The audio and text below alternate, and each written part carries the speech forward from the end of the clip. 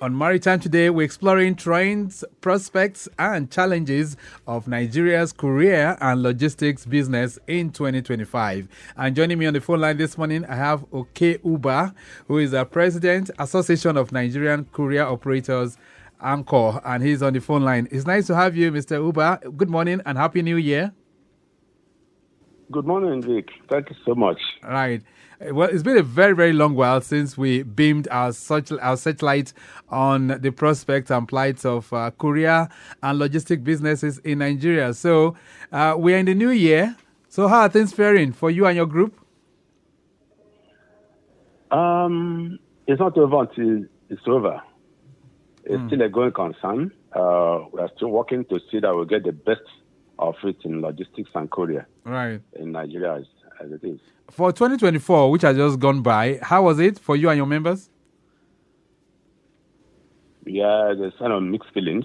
I can say we can score about 5% of progress because a whole lot of people now, through ingenuity, discovered new ways of doing the business that will be very cost effective for them, and then trying to all other things, ease of doing business, how they can go around the ease of doing business in Nigeria, which has become an obscure issue. Right. So for those who are listening to us right now and they're wondering who courier and logistic operators are, who are you and what do you guys do? Well, ANCO, Association of Nigerian Courier Operators, is a body of courier practitioners. Courier practitioners, licensed courier practitioners.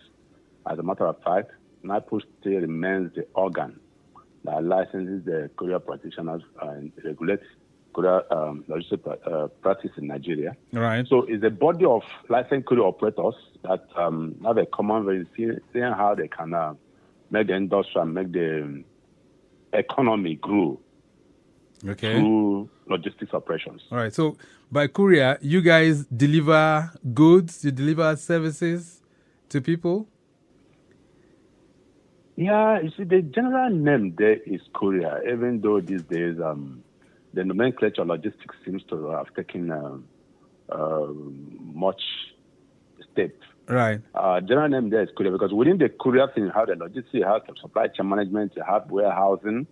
So some people just come in, catch out a niche where they feel they can operate easily, operate best, and then latch in there and begin to grow their business. So it's a very, very wide industry, so to say. Yes, it is. Talk to me. What's the size of the industry in terms of personnel in Nigeria as we speak right now? Do you have a figure to it? The figure is the industry is all good, but we can look at the statistics of registered courier operators because there has been some kind of staccato injection into the business of persons and companies. But if I look, it's a very big employer of labor. I can assure you that the industry as a whole, registered, have direct employees of nothing less than 500,000. 500,000 registered operators? Yes, and then direct. No. I mean, I'm talking about the employees. Okay. Yeah. Direct and then indirect is so enormous too. I mean, it's a big contributor of labor in the country. Which is very, very massive. So once we're talking about labor here, we're talking about job creation and all of that. Yes. So in terms of GDP, that means it can also add a whole lot to Nigeria's gross domestic product as well. Definitely. Because the truth about the matter is that there's nothing you do in the world today that does not involve logistics. Because when you talk of technology development, logistics comes in. Everything begins and ends, or rather terminates with logistics. Okay. That's the truth. So Right. it's a very huge industry. Right. So if you look across the major cities across Nigeria, I'm sure your biggest boom will be in cities like Lagos. Is that correct? I mean, in states like Lagos. Well, that's most of most establishments have their headquarters in Lagos. That's the truth because Lagos being the commercial capital of the country, it is not ordinary, right? So most courier companies have their headquarters in Lagos, just like every organization. But the hinterland, all other states. Because as it is, the licensing of courier and logistics industry these days is staggered in such a way that you can operate from any flight you want. We have what we call international license. Okay. We have national license, regional license, and of course state. So it depends on where your capacity can carry you. So we operate everywhere. But no doubt about it, Lagos being the commercial capital of the country, yes, most of the courier companies operate from Lagos. Right. So when you just give a distinction now of the different types and the kind of licenses that one can get. So in fact, one can operate nationally by covering the entire country. Is that what you're saying now? Yes. And do we have so many of those kind of operators? Of course, there are so many companies that are operating nationally, and there are also companies that operate internationally. That's outside the country. Even if you're taking it to Benin Republic here, you have to get international license because now outside the country, because a whole lot of things are involved. You have to vet it, make sure that you do the right thing, that you don't bring any disgrace to the country. Right. Now, one of the things and one of the trends that we've seen in recent time is the use of different kinds of means of transportation as a way to deliver some of those courier, as the case may be. So let's talk a bit about them, especially in places like Lagos. We've seen the evolution of the use of motorbikes. The use of even bicycles is now coming on board too. What is the position of your association as it relates to this? You see, one thing is courier has to deliver something to somebody's doorstep, right? Now, that's why I say the means through which you do this is not the logistics aspect. The means through which you do it. Okay. Now, there's nothing wrong. Okay, fine. You can use an aircraft. You can use a ship. That's maritime. Right. You can use a vehicle. You can use, you see, recently people have been talking about railway lines. Right. To cop some of these tanker explosions here and there. Right? That's logistics. That's courier. You can use railway line. You can use vehicles. That's by land. You can use motorbikes. You can use bicycles. There are even some places where you can use horse. You can even use camel or donkey, depending on the terrain. There are some places where you can walk on your feet. The important thing is that you deliver it in such a way and manner that does not negate the laws of the country. Right. So whatever means you use is part of it. It doesn't matter. But in terms of safety, I mean, if you look at an urban center like Lagos, where you have so many vehicles and all of that, no real infrastructure for bicycles and that kind of thing. So would it be proper for you to use bicycles as a means of delivering any of this courier to the doorsteps of people? That's exactly why. That's the next. That's why when we're talking about ease of doing business, that's the next stage of some advocacy we are going to take up with the government in construction of roads. Recently, government in Lagos has added what you call BRT lane. But in some climes, in advanced countries, you will see dedicated lanes for bicycle, right? Now, it is not in everywhere that you begin to use motorbike or bicycle. For instance, you can't go and say you want to use bicycle on 10 Mainland Bridge. No. You see, logistics is state by stage. Let's take it this way. A ship comes in from abroad, bets at Tinkan Island port. Right. Right? A truck takes it to the warehouse, maybe in Lupeju. Right? Right. A lighter truck takes it again to Idumota. Right? A motorbike takes it to somebody's shop. And where the place is too narrow, a bicycle takes it to somebody's shop, or you walk on your feet and take it there. So it's stage by stage. Okay. There is a whole lot of supply chain management. So you can't just use bicycle anywhere. For instance, at Ozumbambadiwe, you see people using bicycle. It's not proper. It's not proper at all. Right. For safety. And what is the association doing about that? I mean, are you educating your members for them to realize that this is not proper? Are you doing that? Of course we do. But the truth about the matter is some of those people that do those things are not even our members. So when they are not in our purview, we may not have much power over them. I know there's all the freedom of association in Nigeria. Right. You can't lord your feelings over them. Okay, so do we have a regulator for the courier and logistics business in Nigeria? Yeah, that's why I said as at today, NIPOS remains the regulator, and I'm on right post known as CRLD. They have added L to it. Courier Colleges Logistics Regulatory Department of NIPOS. Right. And they are still handling it. And how will you assess them? I mean, looking at some of the trends that are really, really cropping up in recent years, how will you assess the regulator in doing this business of courier and logistics? Well, Vic, a battle has been going on ever since to see how this can be strengthened and strengthened. Because NIPOS itself is a practitioner. So it's creating a whole lot of problem. But, well, they're trying, and we will try as much as possible to give them feedback on what to do. That does not negate the fact that the industry is still pursuing a situation where we have an independent regulator. Okay.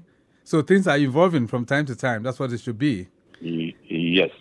Let's think aloud now, and I'm going to give you some kind of scenarios. These days, you find people doing a whole lot of online shopping, and so the process of delivering that, it has to go on. You have even eateries, people order things from them, and they have to deliver it to the doorsteps of people. Those people are carrying out courier functions as well. Are they part of your members? That's part of the issues we are talking about, because when we say the industry is huge and the GDP to community is huge, it needs to be organized. Some of them are not our members, some of them are members. Some of them have latched on, have engaged our members to do the delivery. Ordinarily, when you are running an eatery, you run your eatery. You're not supposed to get into the business of logistics, delivery or those things. I know there's no commerce, online commerce without logistics. Right. So these are the issues we are being clamoring to see how this industry, this trend, be turned so that it be better organized.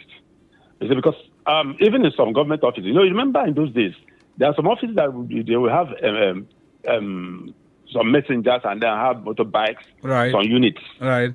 But we fought for it, and then some of those offices have stopped it. There's no point running and you can have what you call mail house management, which will be controlled by a registered courier company to do both your in-house distribution and outbound distribution. So, but what we see these days is that somebody that is selling what's it called now, hair, this thing that women fix on their hair. Yeah, right. The next thing, the person buys a bike and begin to distribute, thereby proliferating the amount of motorbikes that we have on the road. So ordinarily, if they're going to carry that kind of function, they're supposed to get in touch with a courier operator. Is that what you're saying? Exactly. That is how it is done in certain clients. That's how it is, because you do your own business, let another person do his own business. And then the world will flow well. Lagos Traffic Radio, 96.1 FM. This morning, we're exploring trends, prospects, and challenges of Nigeria's courier and logistics business in 2025. And taking us to the classroom this morning, Okey Uber is President, Association of Nigerian Courier Operators, ANCO. And of course, we're looking through that. We're going to take a short break right now. When we return, what is the vision for courier and logistics in the year 2025 from the outlook of ANCO? And for those who are thinking of investing in this particular industry, what are the prospects of them really having a good investment? These are many more we'll be reflecting on when we return from this break, and we'll also be hearing from you as well. And that will be on 091 5387 7127. 091 5387 7127. A brief break, we'll be back. Nigerian shippers cancel day to serve you well. No matter the problem, we go solve them for you.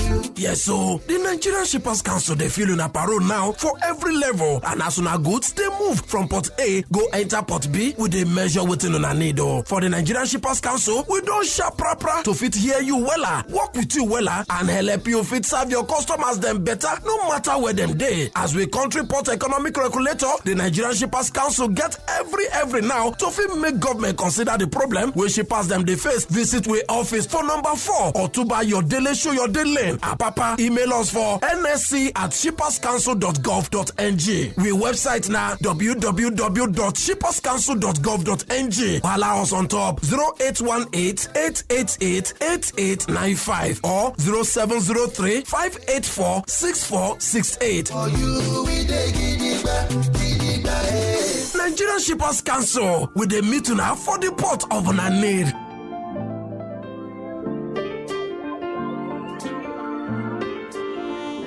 Lagos Traffic Radio 96.1 FM.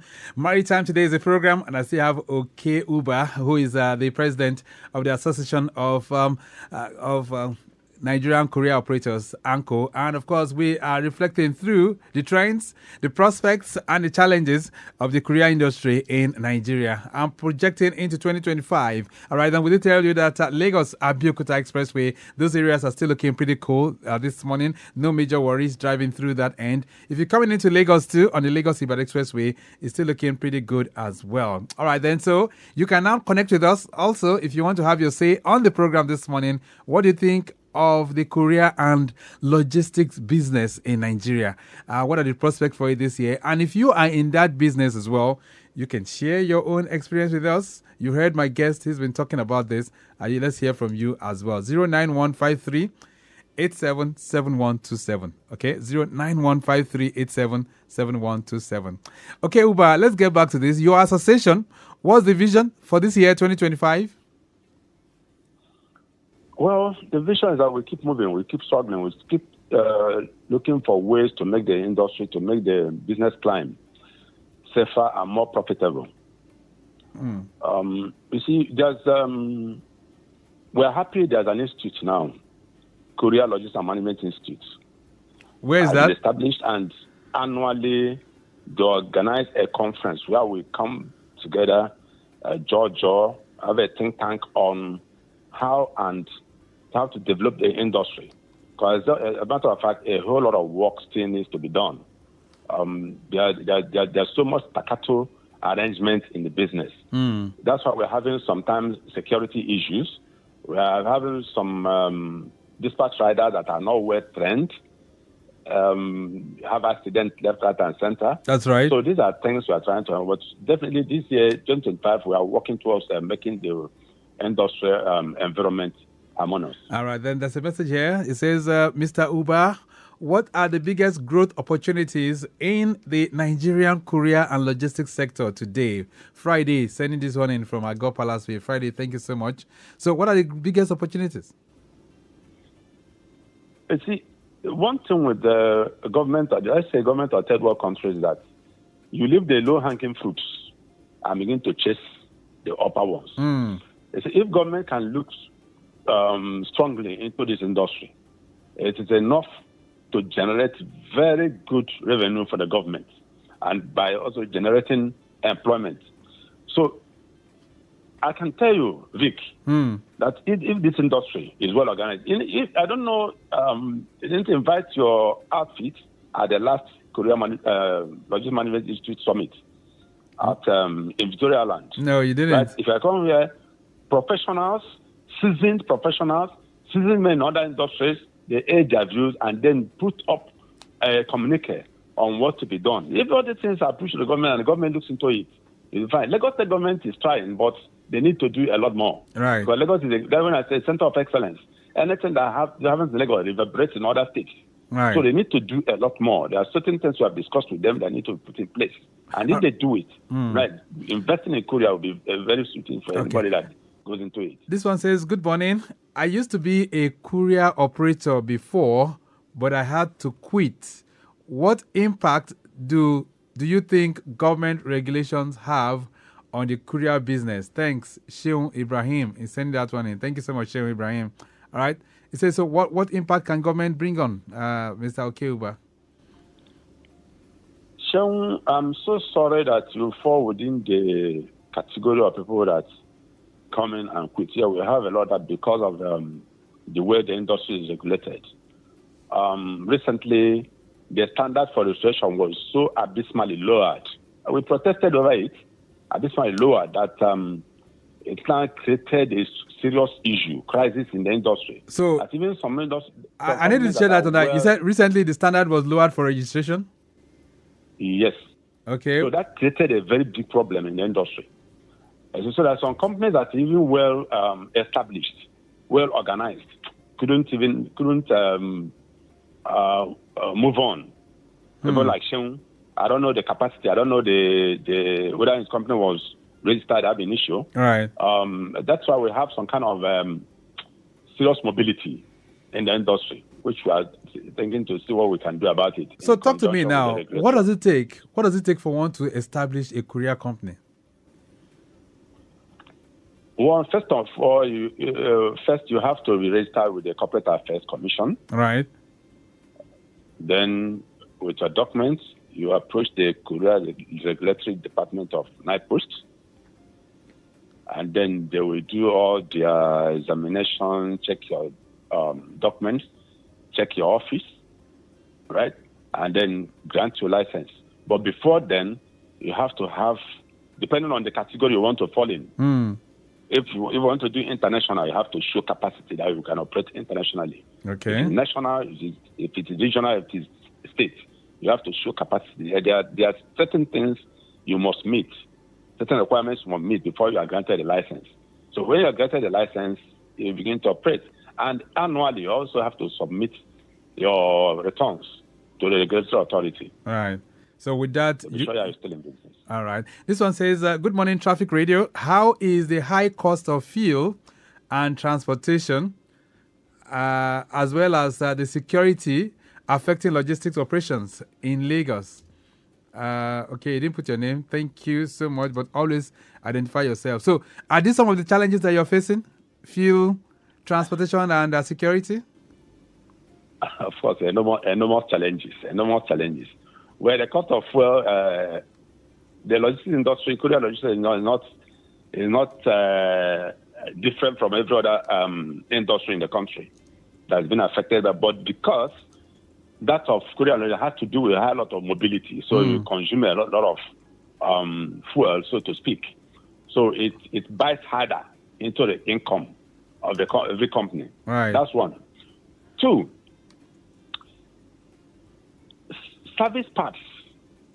In fact, like the motorbikes, sometimes to get original parts to service the bikes is a problem. Okay. Three, nationwide, poor road network is also a problem. Right. Then in Lagos especially, and Port Harcourt, the issue of touts. Aha. So it's a very big problem. It's a big challenge to you. So you have touts that harass your members? Yes, it's a very big challenge. We have tried to work out plans with the Lagos State government to see how we can reduce this to a very minimum, this issue of touts. And they don't understand that this is time-bound. Let me give, for instance, a courier, a dispatcher that picks up a blood sample from a diagnostic company. Right? Or from a hospital and is rushing to a diagnostic company for examination to check that sample. And perhaps the person that's lying critically ill in the hospital, you need just maybe 30 minutes to and fro to carry out this. And then maybe you get to somewhere, maybe at the Aja, and then if that stops you, he won't understand what you're saying. That you have an urgent matter in your box. Right? Before you know it, they'll pay for that 1 hour, and then it's a big problem. This town a very, very big one indeed. All right, because of time constraint, let's begin to round this up. This one says, in my own opinion, current government policies on the courier business is not favorable for the growth of the industry. What do you think, Mr. Uba? Smith is sending this one in from Rojota. Smith, thank you so much. I think he's spoken copiously about that one as well. But As we head to the finish line this morning, Mr. Uba, what's the outlook for 2025? Is it going to be a very good investment? Yeah, like I said from the very beginning, it's work in progress, and it's not over until it's over. What I want many people that into the business, is to come into ANCO. Together we can make a voice. Together we can fight. Together we can see how we can make this industry, make the terrain better for all of us. Because when some people are not in the fold, right, and then you're pursuing a cause for the industry to be better, and then others are just out there doing what they like. It doesn't help. But the truth about the matter is that as long as economy, as long as commerce, as long as the world exists, you cannot do without logistics, courier and logistics. All right. That's the truth. Okay, then. So that's a very, very favorable point to just drop anchor on the discourse this morning. But as we round off, okay, Uba, you've been the president of ANCO for so long. Is your tenure ending anytime soon? Yeah, it's not only for a very long time. My tenure has not been for a very long time. We have a tenure, right? But as my tenure is about coming to an end, and then it's a race. You run, you hand over the baton. Right. And I think you've really had a very, very good race indeed. Thank you so much for connecting with us on the program this morning. Thank you so much, Vic. All right, then. And nice speaking with you. He's the president of the Association of Nigerian Courier Operators. And I'm talking about Mr. Okey Uba. And this morning, we'll be exploring trends, prospects, and challenges of Nigeria's courier and logistics business in 2025 and beyond. The program has been produced by Mike James. I say a big thank you to Rebecca Adamu, Assistant Director of Public Relations for the Nigerian Shippers Council. The Executive Secretary is also assuring the shipping community of doing of his commitment towards the ease of doing business, and of course they're always there to receive your complaints from time to time. In the studios this morning, I've had Kufre Idara and Faith Ojokon. Maximum thanks to Deborah Boludioku and Okeyemi Shodunke, both of them of our social media unit. Our executive producer is Tayo Akonle. My name is Victor Oteri. Have a splendid weekend. I'm out. Bye.